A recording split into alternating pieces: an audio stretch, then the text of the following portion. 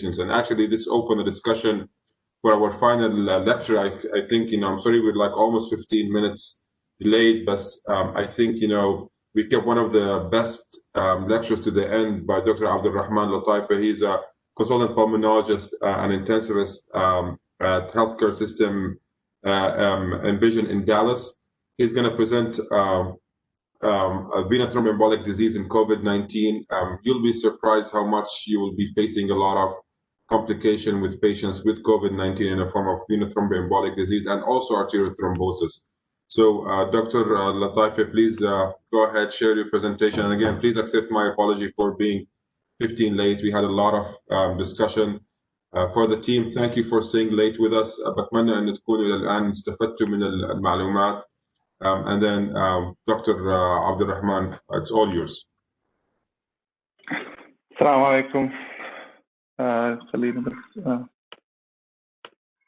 أعمل معكم the slides and the presentation, seeing them as.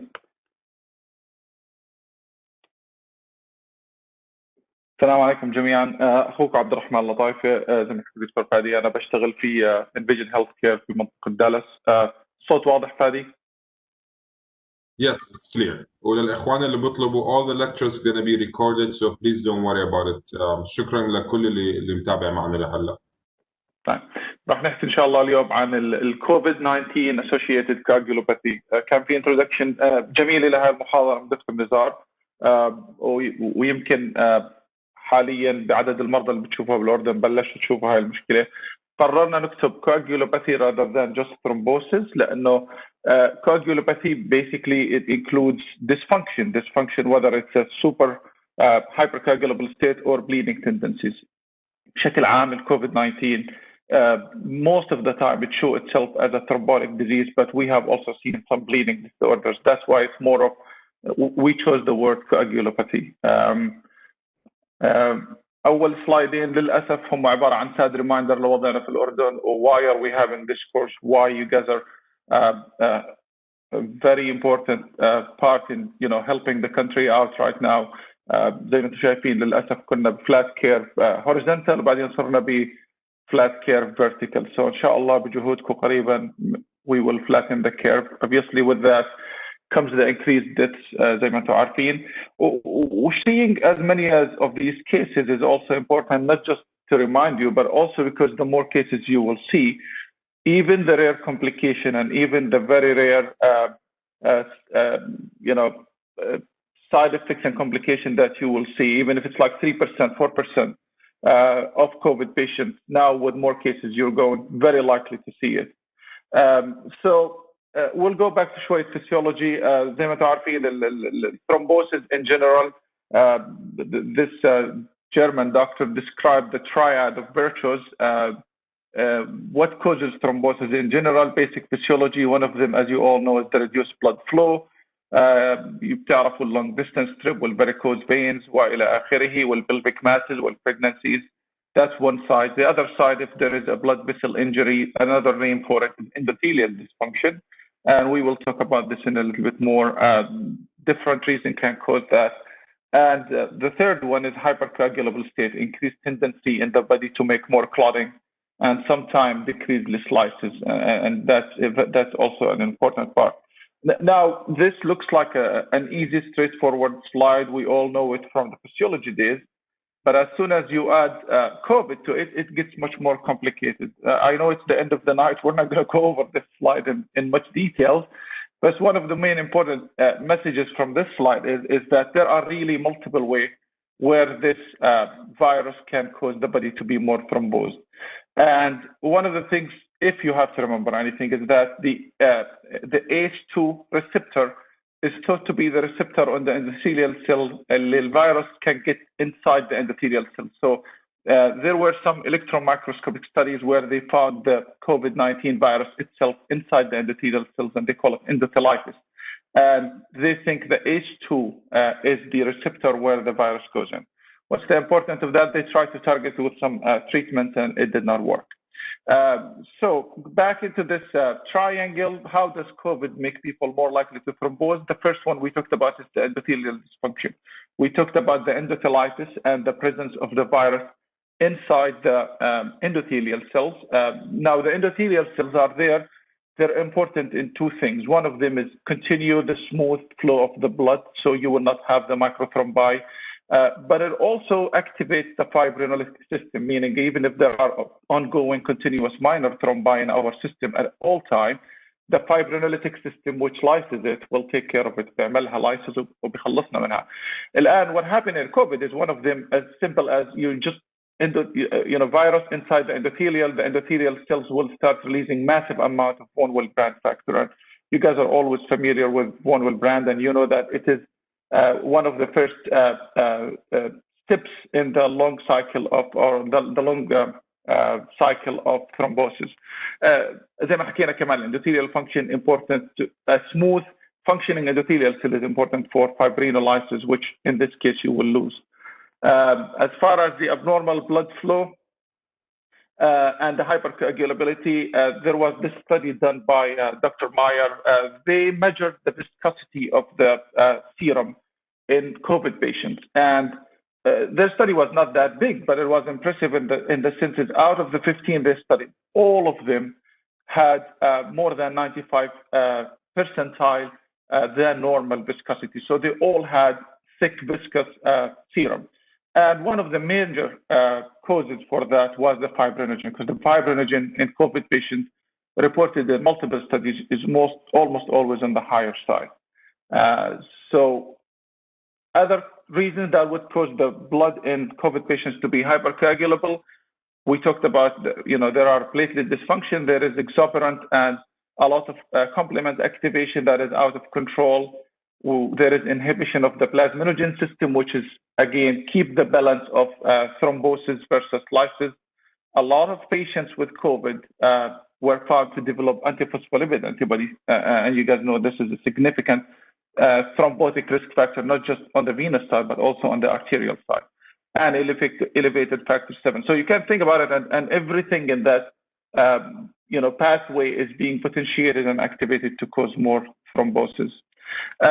One of the things that we have talked a lot, and I will discuss it more in details, it's a headache for all of us, it's D-dimer. And just to review the physiology, you guys know D-dimer happens as a byproduct at the end of the thrombosis. Once you're done with the thrombin and thrombin changes the fibrinogen to fibrin, now you're trying to make this mesh of work of fibrin, which stabilizes the clot, but it also releases the D-dimer. So from the beginning of COVID, D-dimer measurements has been done, and it's almost always high. It has been actually in multiple studies correlated with severe disease and increased mortality. So you have high D-dimer, your patient is more likely to get sicker and die.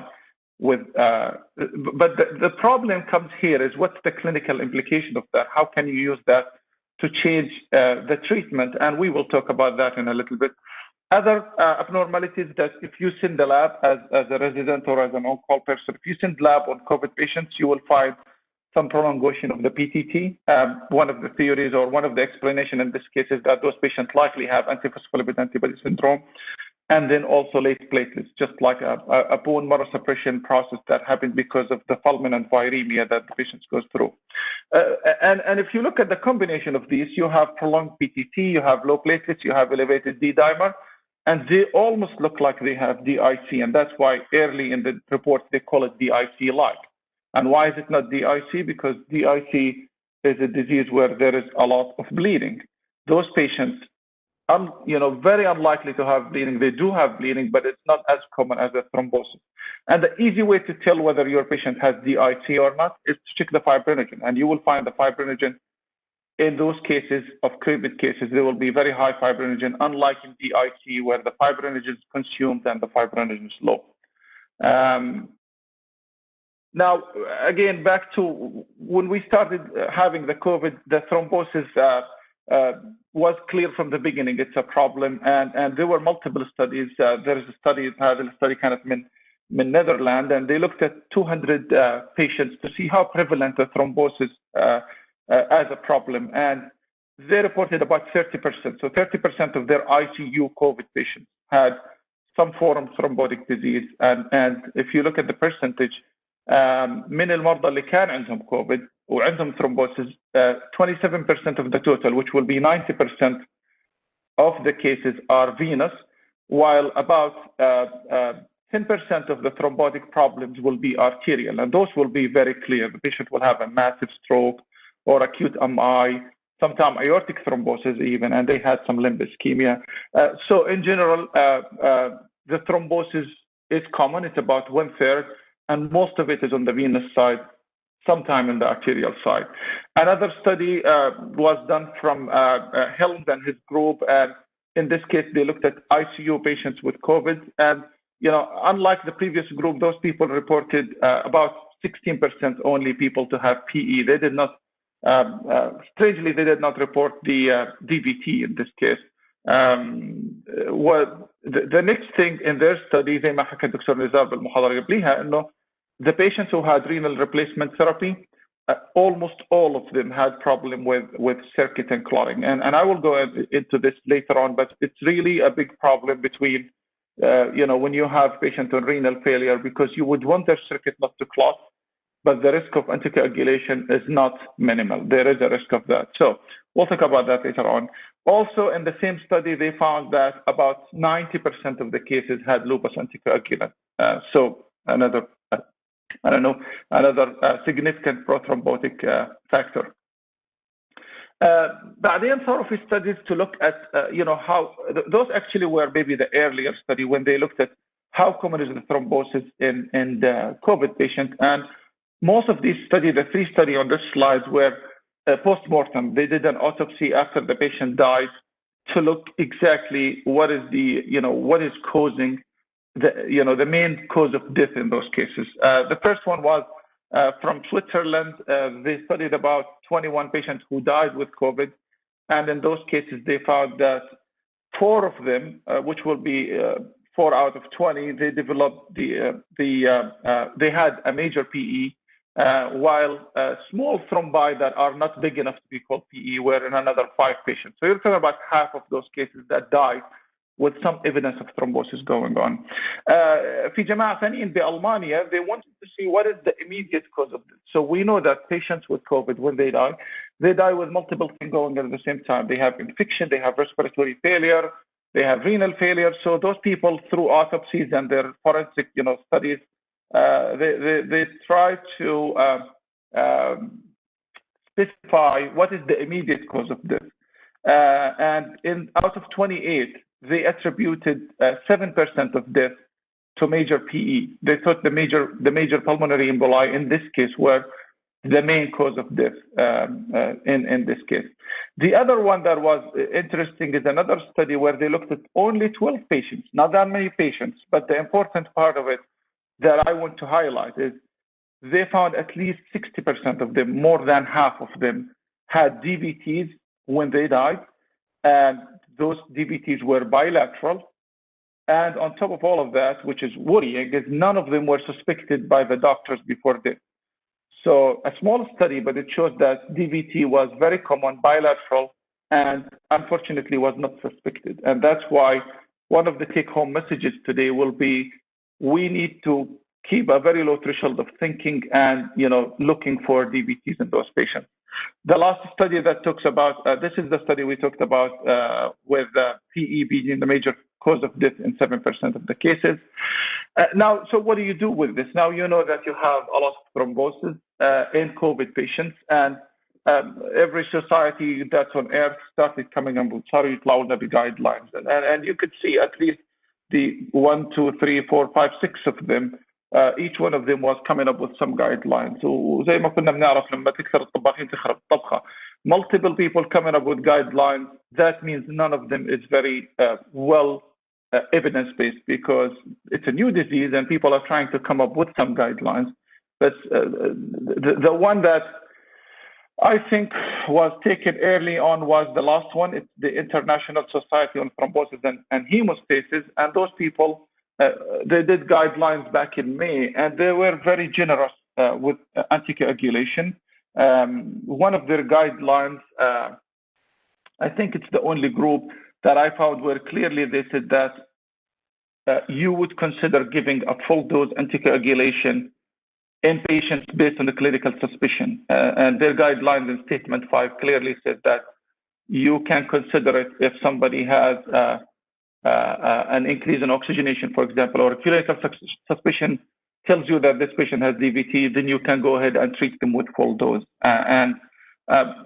While that probably makes sense, obviously it comes with a problem. We in our hospital adopted, early on adopted this pathway, and we started giving full dose anticoagulation to patients who have high D dimers, or if our suspicion is that they have maybe a PE that we cannot send them for a CAT scan for. But with time we learned things, and unfortunately we learned it with a couple of our patients. This first one was one of our patients. He was otherwise healthy, 40-year-old, and we did give him full dose anticoagulation based on the D dimer be high. But unfortunately, when his lungs improved, we tried to stop sedation and he would not wake up. Those are just 2 sections, but he had multiple other areas of bleed. But unfortunately, he developed significant multiple area of intracerebral bleeding. And that's the problem with treatment. There's always risks and benefits. So was that the only one? Unfortunately, we got another one. This is another patient that we treated with full dose anticoagulation. And, both of these cases that we had were young people. This one was a 40, the other one was 45, and they both developed renal failure. Unfortunately, both of them developed bleeding. There was another study or case series, actually, that came out of UK, in which they reported 1, 2, 3, 4, 5 cases. Most of them were young, and they also developed bleeding. So it's not as easy as let's go ahead and give everybody thrombosis. I wish it is that way, but it is not. The other thing I want you to look at is there is something in particular common about all these cases. They're all happening in the cerebrum. They're all happening in the brain lobes. They're not happening in the brainstem. And where do we typically see this? We usually see it in older people in their 70s and 80s when they have amyloid angiopathy, because their blood vessels get weak and they can develop some bleeding. But now you're having it in somebody who's very young at the age of 40 without any previous diseases. And that's where the theory of vasculopathy comes from. The blood vessels and the endothelium are not working good, but they're not always thrombosing. Sometimes they're weak and they will let bleeding happen. And those, in general, indicate that there might be some weakening of the small blood vessels that makes people bleed like they have an amyloid angiopathy. So with all this dilemma, you have multiple guidelines. What do you do? Ultimately, we had to review the guidelines in our hospital, and that's what I'm trying to share with you. As a pulmonary critical care, I tend to follow the guidelines from the American College of Chest Physicians, and the rest of my lecture will talk about their guidelines. Again, remember, guidelines are there to help, but they're not, they're not holy. They're not, مش مقدسات من السماء. تقدر to adjust according to your patients and according to your needs, but ultimately you need somebody to advise you what to do in this case. So those guidelines were published in June, and I will go over the main guidelines, and then we will end up with some take-home messages. So the first one is an easy one. They ask, do you need to anticoagulate? Do you need to use prophylaxis, DVT prophylaxis for COVID patients? And the answer is yes. If you have an acutely ill, which in their word refer to people who are in the medical floor, compared to ICU patients, both of them, whether they are in the medical floor or in the ICU, they need to be on DVT prophylaxis unless there is a contraindication. Now, so what do you anticoagulate them with? قبل ما أبلش المحاضرة طلعت على بروتوكول اللي من وزارة الصحة. I'm very happy they listed the main 2 that are recommended in this guideline: the low molecular weight heparin, Lovenox or Clexane, and fondaparinol, which is a direct TIN inhibitor.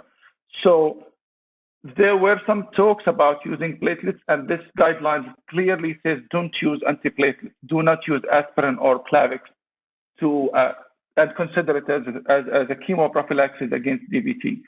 it is not indicated. Now, if your patient is on it for something else, he has, stents in his heart or something, of course you will continue it, but don't count it as a DVT prophylaxis. Again, when it comes to what do you do, they recommended low molecular weight heparin or Arextra, the fondaparinol, over the unfractionated heparin. That's not because the unfractionated heparin doesn't work. It does work, but if you think about it, the unfractionated heparin is at 3 times a day versus 1 time a day with low molecular weight heparin. And Dr. Nizar was talking about minimizing exposure. Why would you let your nurse go into the room 3 times a day for that if you can give it in 1? Why would you give the patient 3 shots if you can do it in 1 shot? So if you have it, low molecular weight heparin, whether it's Clexane or Inohib, the work and the fondaparinux are the first choice to go to. What about the new direct oral anticoagulants, the Xarelto, the Eliquis, all of these? Again, the recommendation from this, ACCP guidelines says they recommended to use the low molecular weight heparin over the oral anticoagulants. So they're in favor of the low molecular weight heparin again. So when you try to give Lovenox, which dose do you give? So now we agree that the guidelines clearly says use low molecular weight heparin, and this goes to the guidelines we talked about. What dose do you use? You just in their guidelines, and what we have changed to right now is to use it for DVT prophylaxis only. Don't try to do, if you're using Clexane, it's a 40 milligram daily. There were some intermediate dosing where you give 50 milligram twice a day, or you give a full dose like a therapeutic dose, but this committee clearly says do not do that. Just give them a regular DVT prophylaxis dose. The next guideline they talked about is, so now you treated the patient and they have, hopefully and thankfully survived the hospital. There is no indication to give them DVT prophylaxis once daily. Now, if they have developed the DVT, that's a different thing. But إذا المريض روح من بيته من المستشفى بديروه على بيته, there is no need to send them with some Lovenox. Now, there is difference. If somebody is going home, hopefully start walking soon, is different than somebody you're sending to a nursing home, or he's going to be in a long-term acute care facility with a tracheostomy bedridden. So you have to look at your patient. But if the patient is hopefully in good shape to go and start ambulating, then there is no need for prolonged DVT prophylaxis.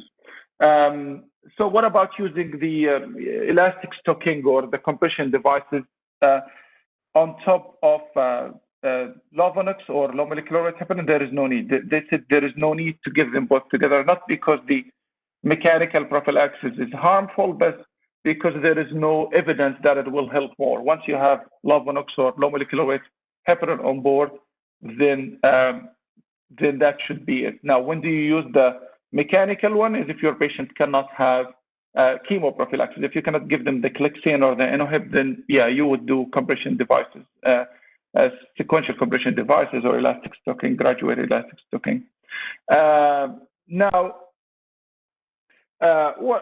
So one thing they also mentioned, and this is going to be a little bit controversial point. They mentioned that they are against. So we know those patients, have DVT. They might develop DVT. We even talked about the study where it was not suspected.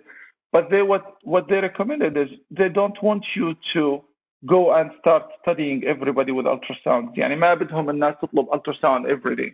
And again, this is different in different facilities because right now, even in their guidelines, they say that there are a lot of fellows and attendings who have the ultrasound probe that is portable. They can connect it to their iPhone and they can do exam just like they're using a stethoscope. Now, that is not what the guidelines is talking about. They're talking about requesting a formal ultrasound, exposing the radiology technician on daily basis or every other day basis just to try to fish for DVT. So they said, don't do that. Do not order ultrasound every day. Okay, so now we're done with the prophylaxis and our patient, unfortunately, is diagnosed with DVT or PE, and what do you treat them with? The guidelines from the ACCP say if they are outpatient and you're sending them home, you can directly give them the direct oral anticoagulants. You don't need overlap or anything. In general, if you can, give them apixaban, which is the Eliquis or Xarelto, and send them home. If you have to use the vitamin K analog, which is the Coumadin. Then as you all know, it has to be overlapped with some form of heparin for a few days until the warfarin starts working. Now that's for patients going home. So patient going home, you give them oral anticoagulants, and that's it. Now, what about patients who are in the hospital, whether they are in the medical floor or in the ICU?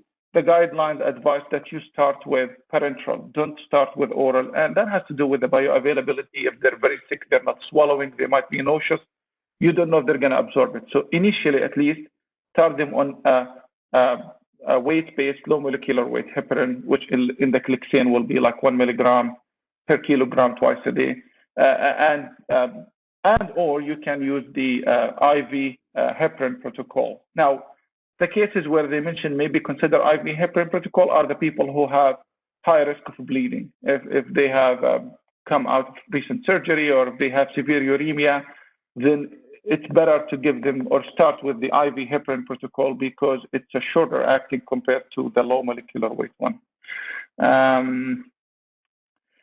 Now, they're diagnosed and you're keeping them in the hospital or you're sending them home. The total duration of treatment for those cases is usually 3 months. That's the guidelines. And after 3 months, you will review whether they developed more clotting or they develop bleeding, and then there's a risk, benefit assessment at the end of the 3 months. But at least you need to give them 3 months of anticoagulation.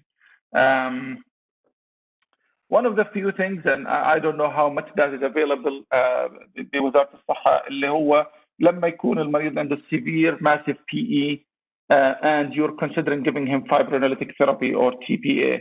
And the guidelines clearly say that there is basically one strong single indication for it. Now, if you look in different studies and maybe most in the interventional radiology world, they try to give it even more. But in general, the ACCP says, do not give it except until you meet three things. One of them is you have a confirmed PE, something that you diagnose for sure, and you have hypotension and sign of shock, and there are no contraindications. So remember 3 things.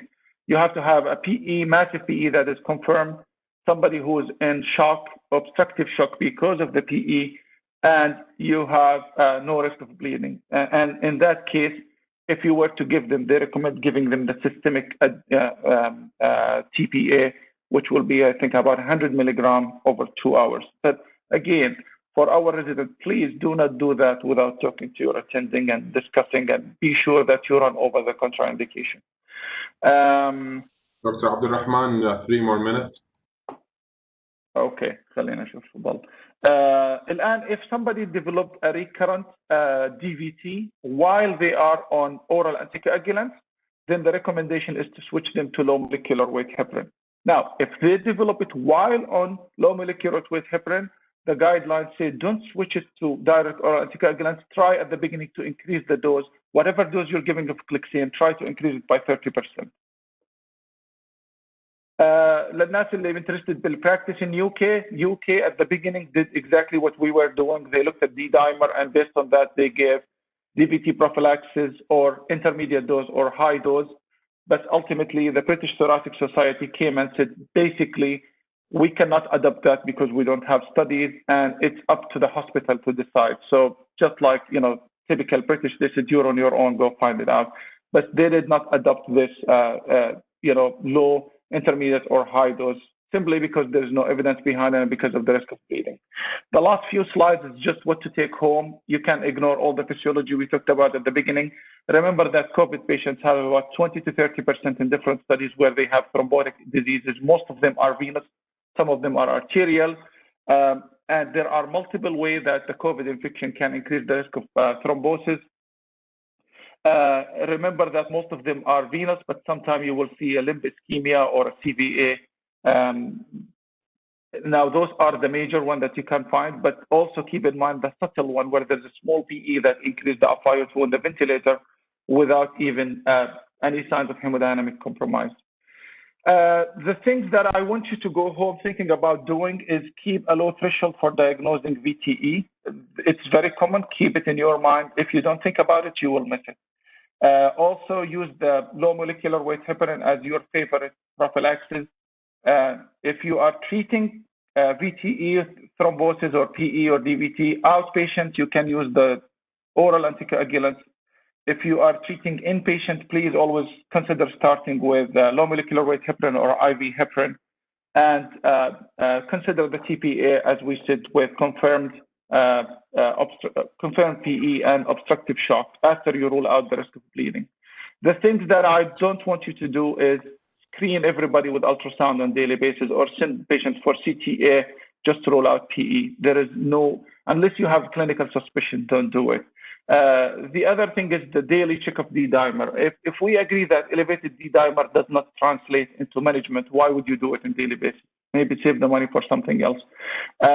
Don't consider, at least based on the guidelines we reviewed, we don't have any evidence that supports to use a full dose of Lovenox just for prophylaxis. And obviously, we had multiple discussions with Dr. Nizar and other nephrologists talking about, well, the circuit are clotting, so could you consider that as a risk, as a thrombotic disease and then treat it? And again, it's still discussion going on, and there is no clear guidelines. You just have to customize it for your patient. Do not add VTE, mechanical stocking or something if somebody's already on Lovenox. Don't consider aspirin and Plavix as a prophylaxis. And if you're sending patients home on anticoagulant, that has to be only for confirmed cases. Don't send it as a prophylaxis. And please do not assume that every code blue is a massive PE where TPA will be the magic treatment.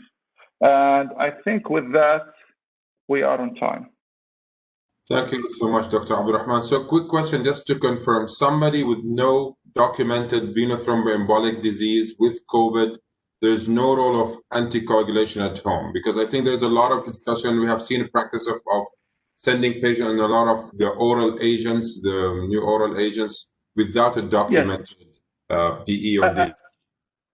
Again, we're learning our way through it, but we're trying to go with the guidelines. There is no evidence behind it, and there is no committee that I could see in my review that has adopted that. Let me ask you one more question.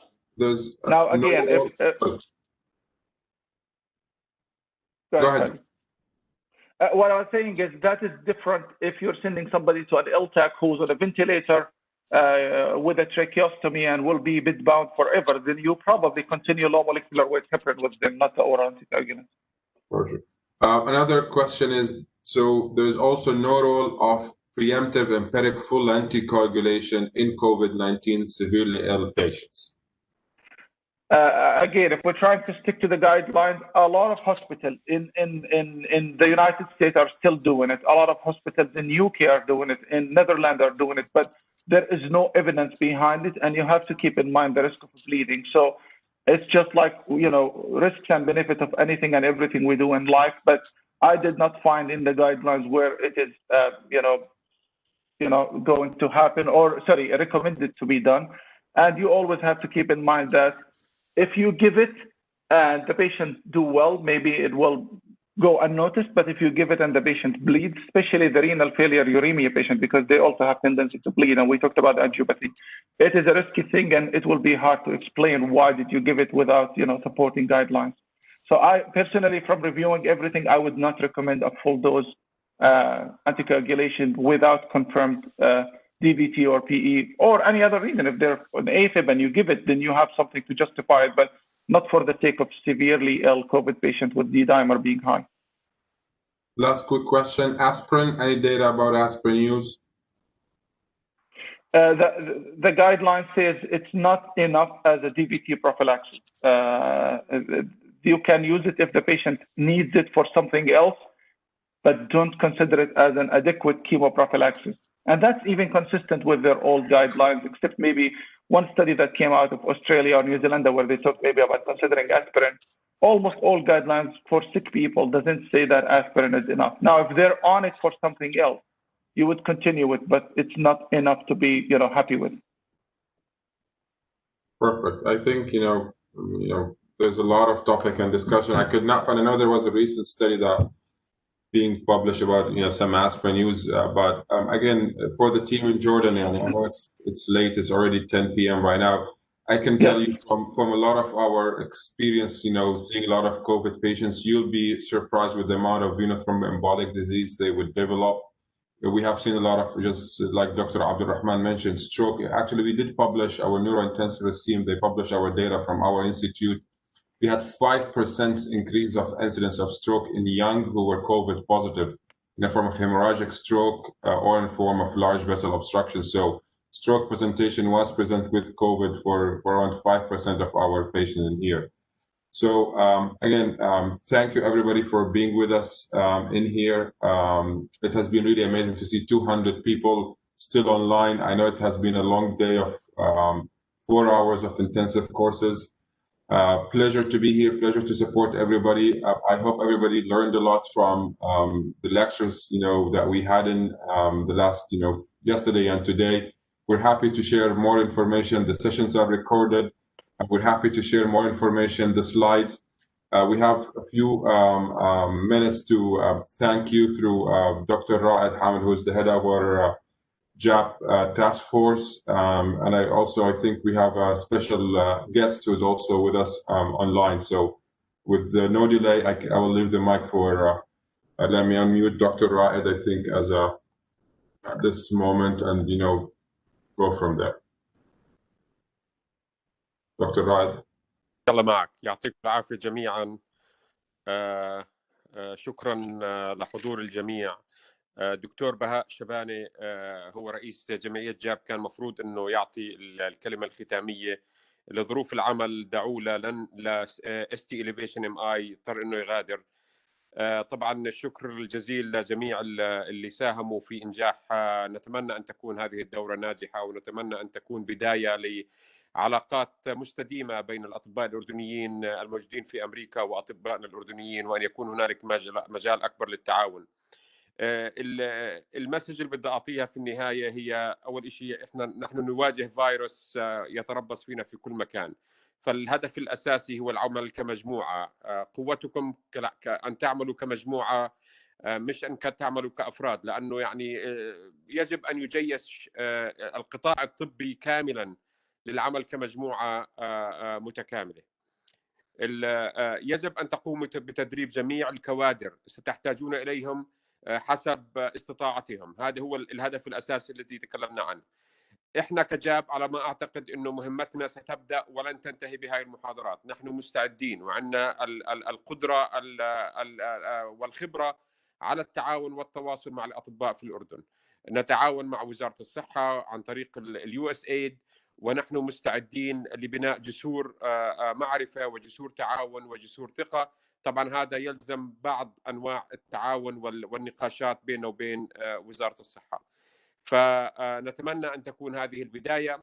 نتمنى أن نشكل بعض الواتساب جروب بحيث نكون مصدر للمعلومات في هذا الوقت، ونساعد إخواننا على أرض الواقع كيف سنبرول عملية التعليم عن بعد بالتليميديسين. طبعا هذا يحتاج إلى نقاش لوجستي وقانوني ومساءلة طبية، ولا مجال للتحدث عنه هنا. أنا سأتوقف هنا. ما بعرف إذا المعنيين على البرنامج الدكتورة رجا ومحمود البلبيسي، كنا ننتظر مفروض أن الدكتور نذير عبيدات، معالي الدكتور نذير عبيدات أستاذنا ووزير الصحة، يكون موجود في مداخلة سريعة في ختام هذا البرنامج. ما بعرف إذا الدكتور نذير موجود معنا، يتفضل. طبعا نتشرف بدعوته، وهو أستاذ الجميع وخير من يمثل الأطباء في هذه الجائحة. دكتور نذير موجود؟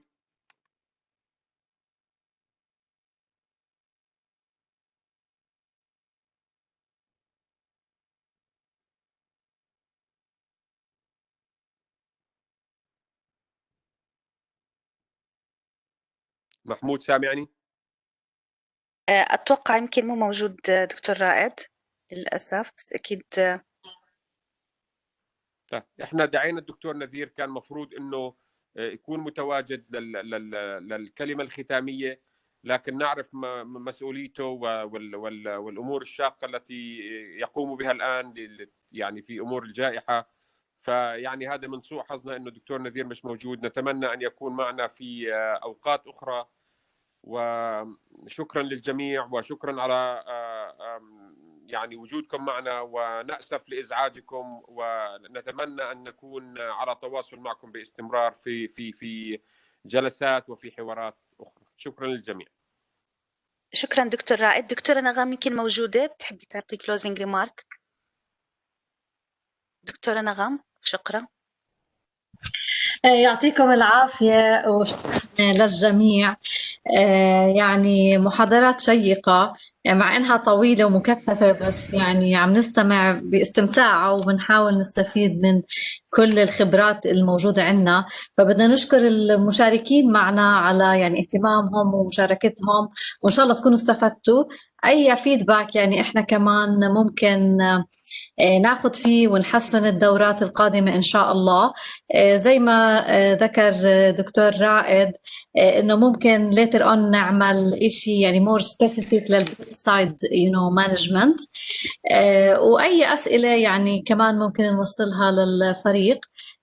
فبنرجع بنشكر كل السبيكرز، عن جد يعني كان كلهم ممتازين ورائعين، يعني يعتبروا هذا شكر لكل واحد فيهم على وقتهم، عارفين انه كمان يعني يوم اجازه بالنسبه لكم، وعلى جهدكم وعلى معلوماتكم القيمه. وطبعا الشكر الكبير لفريق مشروع الرعايه الصحيه المتكامله HSD، دكتور صبري حمزه، دكتور رجاء خاطر، محمود البلبيسي، محمود وهبة، وكل الفريق اللي شارك معنا وخلى انه هذا التدريب ممكن ومطبق على ارض الواقع. شكرا كثير وتصبحوا على خير. شكرا، يعطيك العافية. دكتور محمود الكردي، كنت حاب لك مداخلة، تفضل. دكتور محمود الكردي، المدير الطبي لمستشفى البشير. نعم، مساء تفضل. الخير وصباح الخير. أنا مدير مستشفى كوفيد في مستشفى البشير. أنا استمعت لكافة المحاضرات ابتداء من الأمس مرورا باليوم. محاضرات شيقة، محاضرات ذات قيمة عالية. أكيد أنها أضافت لنا الكثير وكنا متعطشين لهذه المعلومات. فادت عدد كبير من أطبائنا جونيور وسينيورز. أنا بحب أني أشكر كل زملائنا بجاب، وأتمنى منهم المزيد من العطاء في هذا المجال. نحن راح نكون سعيدين جدا أنه نستمع للمزيد. أكيد زي ما تفضل الدكتور رائد أنه هذا بحاجة لبعض الترتيبات. نحن على أتم الاستعداد، وأنا سأنقل وجهة نظر هذه باعتباري the most senior among معظم اللي موجودين. فأنا نيابة عن وزارة الصحة، مستشفى البشير وكافة المستشفيات الأردنية أتقدم بجزيل الشكر من زملائنا وأخواننا وأحبائنا في المهجر في الولايات المتحدة. أنتم دائما في البال، وأنتم دائما مرحب فيكم بأي وقت تشرفونا بالأردن. يعطيكم العافية. شكرا جزيلا دكتور كردي. يعني احنا نتشرف بمعرفتك، وزي ما تحدثنا بالسابق، سواء احنا كجاب فيزيشن او كاطباء اردنيين مستعدين باي لحظه نوفر اي مساعده باي وقت من ناحيه الكوفيد، ونتشرف مره اخرى بمعرفتك ومعرفه جميع الاطباء. تشرفنا فيكم، يعطيكم العافية. يعطيكم العافية. احنا من فريق مشروع الرعاية الصحية المتكاملة الممول من USAID بنشكركم جميعا، بنشكر جميع الأطباء اللي ساهموا معنا في إنجاح هاي الورشة وأعطونا من وقتهم الثمين، من معلوماتهم. بنتمنى إن شاء الله تكون في ميزان حسنات الجميع. بنشكر برضو الدكتورة نغم دعمها المستمر دائما في نشاطاتنا في مشروع الرعاية الصحية المتكاملة، والشكر طبعا لوزارة الصحة